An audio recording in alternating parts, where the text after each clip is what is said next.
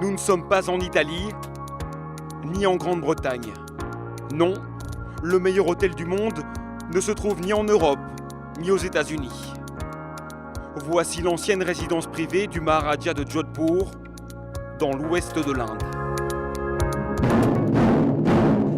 Et si cet établissement est classé numéro 1 cette année, c'est grâce à eux, les clients venus du monde entier qui ont visité l'hôtel et voté sur Internet. À chaque arrivée, la scène se répète, à l'identique des célébrations royales qui se tenaient ici autrefois. Ce n'est pas discret, mais ça plaît beaucoup. Les fleurs qui nous lancent m'ont fait penser que j'étais une reine et que tout le monde nous accueillait. Je me sentais comme le roi, prêt à partir conquérir de nouveaux territoires. Comment devient-on le meilleur hôtel du monde? Nous avons suivi un chef d'équipe, un majordome et le chef de l'hôtel dans les coulisses du palais à la recherche de la perfection. Et surtout de la précision dès la première réunion de la journée. Observez bien de quel côté du lit le client dort, afin de plier les draps en triangle à cet endroit. Et mettez bien les pantoufles du bon côté. Maintenant que nous sommes les meilleurs du monde, les attentes des clients sont encore plus élevées et ils veulent être surpris en permanence. Et ce matin, cette équipe s'attelle à la préparation de la suite royale. Bienvenue dans la splendide suite Maharani. C'est ici, dans ces appartements, que la reine de Jodhpur vivait. 7 pièces, 440 mètres carrés. Une nuit ici est facturée plus de 14 000 €.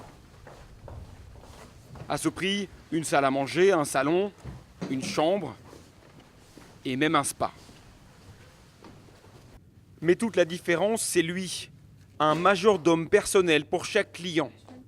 Avant même qu'il n'arrive, il étudie déjà la liste de leurs attentes, leurs préférences alimentaires par exemple, et rien n'est trop beau. Le majordome est en charge de chaque petit détail. Que notre client demande une aiguille ou un hélicoptère, il peut tout exiger et nous devons y répondre. Et en cuisine, pour offrir un service royal, la direction de l'hôtel a choisi de garder exactement les mêmes recettes. Et surtout, la même équipe, quasiment inchangée, jusqu'au chef. J'ai eu la chance de trouver un emploi ici. J'ai appris les recettes du Maharaja. J'étais son cuisinier personnel. Ce que je préparais pour le Maharaja, c'est la même chose que je propose aux clients de l'hôtel. Partout, les traces d'un passé exubérant. Quand le Maharaja régnait sur toute la région jusqu'en 1971, son mobilier en or et ses trophées de chasse.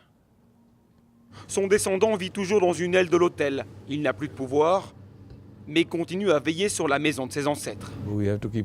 Nous répétons sans cesse au directeur que ce n'est pas un hôtel comme les autres. Si une chaise est cassée, il est impossible de la remplacer. S'il y a un trou dans le mur, nous ne pourrons pas réparer la pierre. Quoi que vous fassiez, vous devez être prudent afin de préserver l'intégrité et l'originalité de l'endroit. 50 000 mètres carrés faits de marbre et de grès, sortis de l'histoire. Le luxe démesuré à l'indienne qui séduit le monde.